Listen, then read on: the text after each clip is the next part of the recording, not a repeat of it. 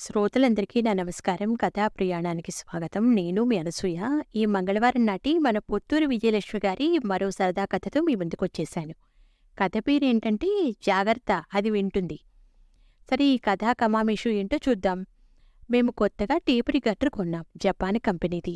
2 schools తిరుగుతూ ఉండేవి. మనం మాట్లాడితే రికార్డు చేసుకునేందుకు వీలుగా మైక్రోఫోన్ విడిగా ఉండేది. రికార్డు చేయాలంటే మైక్రోఫోన్ కనెక్ట్ చేసేవాళ్ళం. యాజలు వెళ్తూ తీసుకెళ్ళాం. ఆ ఊళ్ళో రేడియోనే గొప్ప, గ్రామ్ఫోన్ ఉంటే ఇంకా చాలా చాలా గొప్ప. టేప్ రికార్డర్ విషయానికి వస్తే అటువంటి వస్తువు వాటి ఉందని కూడా ఎవరికీ తెలీదు. మా టేప్ రికార్డర్ చిన్న సైజు బ్రీఫ్ కేస్ అంత సైజులో ఉండేది. కారు దిగి టేప్ రికార్డర్ చేతిలో పుచ్చుకుని లోపలికి వెళ్ళగానే, ఏమిట్రా బాబు ఆ హస్తభూషణం అని అడిగారు తాతయ్య గారు. టేప్ రికార్డర్ అని చెప్పాడు అన్నయ్య. అంటే ఏమిటో అని అడిగారు మళ్ళీ. పాటలు వస్తాయి అన్నాడు అన్నయ్య. ఓహో, ఇదో కొత్త రకం రేడియో అన్నమాట అన్నారాయన. రేడియో కాదు, టేప్ రికార్డర్ అన్నాడు అన్నయ్య ఓపిగ్గా. వాకిట్లో నిలబెట్టి ఏమిటా పంచాయితీ, లోపలికి రానివ్వండి అంటూ వచ్చింది అమ్మమ్మ. భోజనాలప్పుడు మళ్లీ టేప్ రికార్డర్ ప్రసక్తి వచ్చింది. ఎంత పెట్టుకున్నారేమిటి ఆ కొత్త రేడియోని అని అడిగారు తాతయ్య. మీరే చెప్పుకోండి అన్నాడు అన్నయ్య. కాసేపు ఆలోచించి 10-15 రూపాయలుంటుంది అన్నారు తాతయ్య మళ్ళీ. నవ్వేశాం మేము. ఆయన బస్తా ధాన్యం 2 రూపాయలు, మానడు 1000 రూపాయలు ఉండగా ఆర్థిక శాఖ వేరే వాళ్లకు అప్పగించేసి నిశ్చింతగా ఉంటున్నారు కాబట్టి ఆయనకి తాజా ధరలు తెలియవు. అమ్మమ్మకి ప్రస్తుత పరిస్థితి తెలుసును. ఆవిడ నవ్వింది. ఇంకానయం ఓ 50 రూపాయలుంటుంది అంది. అన్నం తింటున్నామేమో మా ఇద్దరికీ కూరబోయింది. 800 అన్నాడు అన్నయ్య. వడ్డిస్తున్న పులుసు గరిట గిన్నెలో పారేసి రాయిలా నిలబడిపోయింది అమ్మమ్మ. అంత పెట్టి కొన్నారా ఈ పాటలు పెట్టిని? ఒంటరి కాపురం, పెద్దవాళ్లు దగ్గరలేరు, బొత్తిగా ఒళ్ళు తెలియటం లేదు మీకు. ఆడపిల్లి ఉంది, దానికి వంకీనో అడ్డుగో వచ్చేది ఆ డబ్బుతో అని అమ్మని బాగానే మందలించింది.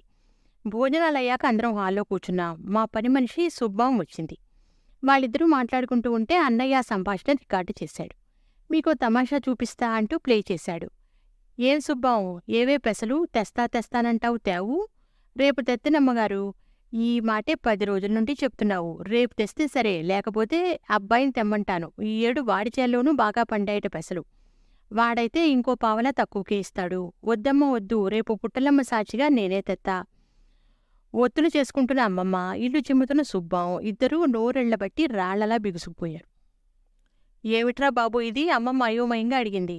మరి ఇదే దీని ప్రత్యేకత. మనం మాట్లాడిన మాటలు రికార్డ్ చేసి మనకు వినిపిస్తుంది అన్నాడు అన్నయ్య.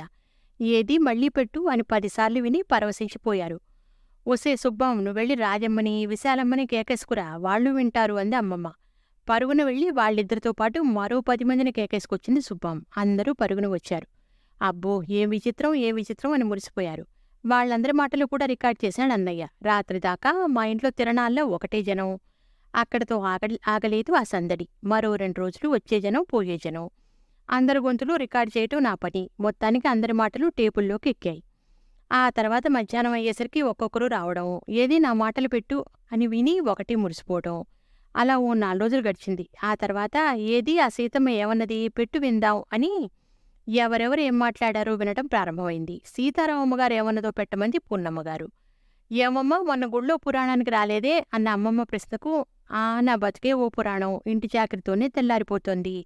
కోడలుంది అంటే దానికి కోడిపిల్లల్లాగా వెంట 4 పిల్లలు, వాళ్లతోనే సరిపోతుంది దానికి అన్నది సీతారామమ్మ.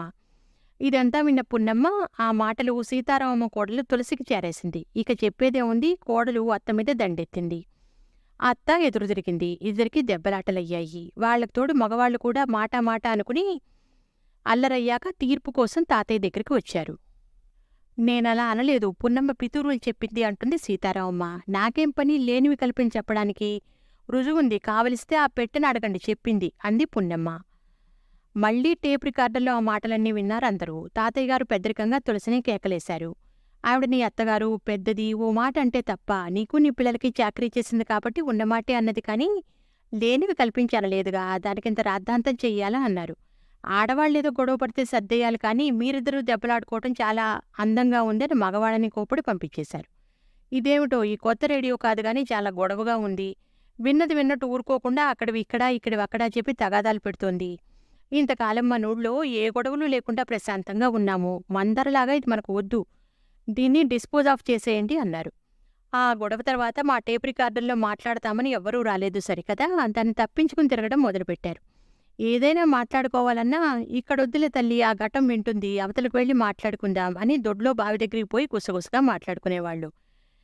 ఏవర్రా కొంపదీసి దూరంగా వెళ్ళి మాట్లాడుకున్నా ఇది గాని విని అక్కడ ఇక్కడ చెప్పదు కదా అని భయంగా మమ్మల్ని అడుగుతూనే ఉండేవాళ్ళు. విన్నారుగా ఈ టేప్ రికార్డర్ సరదా ప్రహసనాన్ని. వచ్చేవారం మరో సరదా కథతో మీ ముందుంటాను. ఎంతవరకు సెలవు. నమస్కారం.